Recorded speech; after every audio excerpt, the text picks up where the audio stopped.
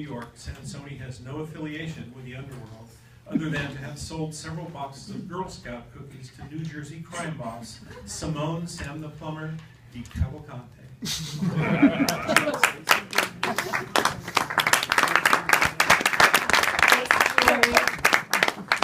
Oh my God, there's a lot of yous.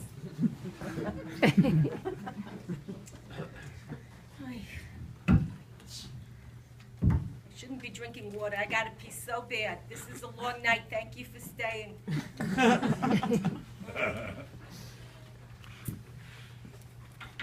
Okay. Like the boss says, I can't read the whole thing, you know, because we're already running late, so you're going to have to go to frenzy.org to hear the rest. The prompt that we used in the name of the story is boxes, and I'm going to read this in my educated voice.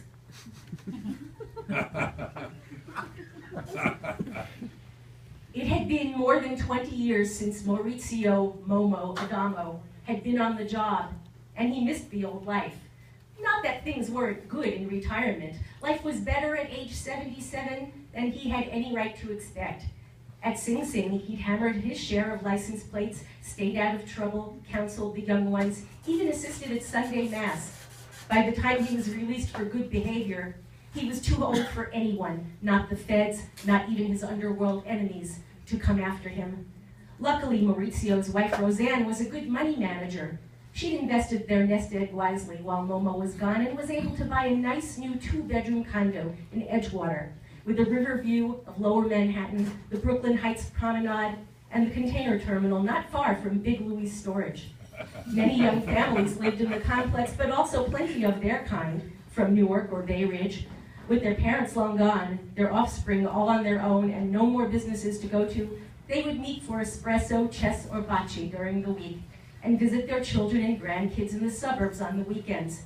It was only a short ride on the PATH train or a pleasant drive in Momo's old red Lincoln Town Car to the best ganol and gabagool that Bleecker Street had to offer.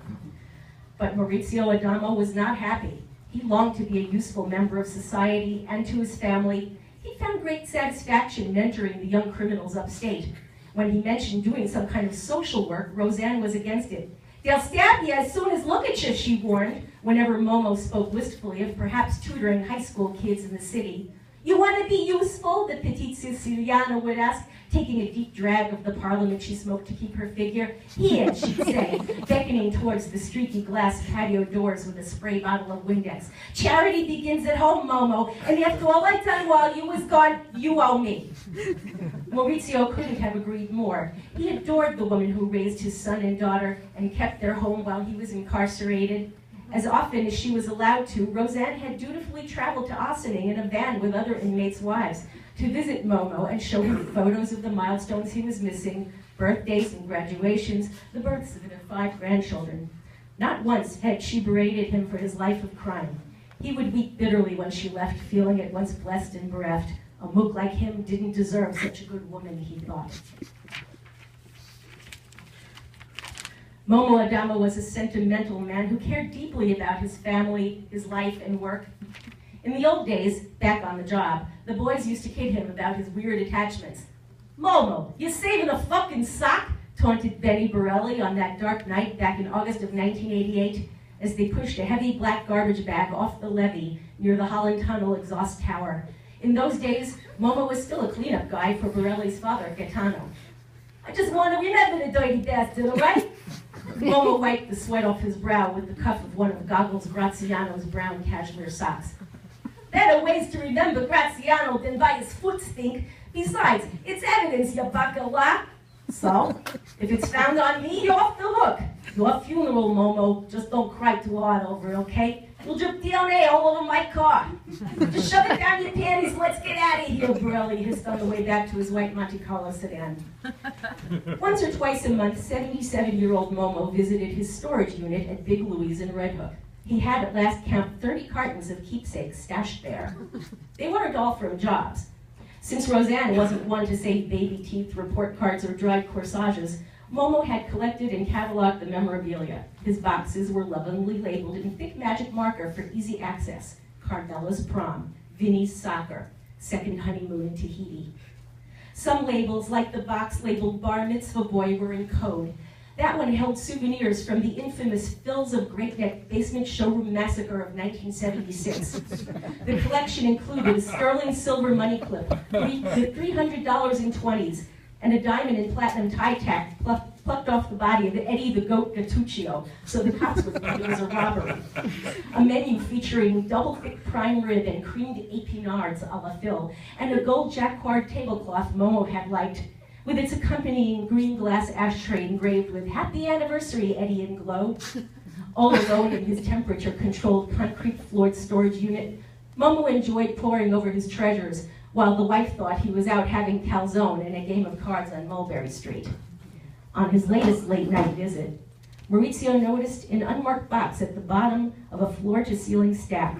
Since he had the only key to the unit, other than the proprietor's, this was puzzling. The box couldn't be his. Momo had always wrote on all four sides and on top of each carton. Some employee must have stuck someone else's property in there by mistake. A security breach he'd have to take up with the management. But why? And how did the unmarked box get on the bottom of the stack? Maurizio Adamo carefully moved the 5 boxes off the unmarked one and saw a paper label in a handwriting not his own pasted onto the sealed box top. Momo's funeral, it read. Momo's heart began to pound wildly. He remembered the words, "It's your funeral," uttered by Benny Borelli 30 years earlier. But Borelli had been in the ground for years, having succumbed to prostate cancer while imprisoned for Graziano's murder.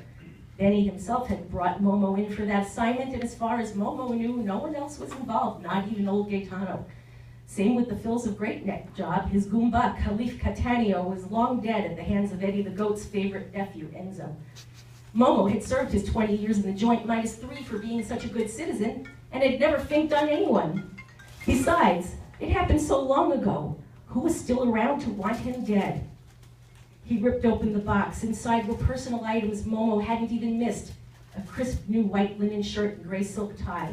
The dress shirt, off black, with a barely discernible pinstripe that he'd worn to his father's wake 2 years ago. His class ring from St. Francis Xavier.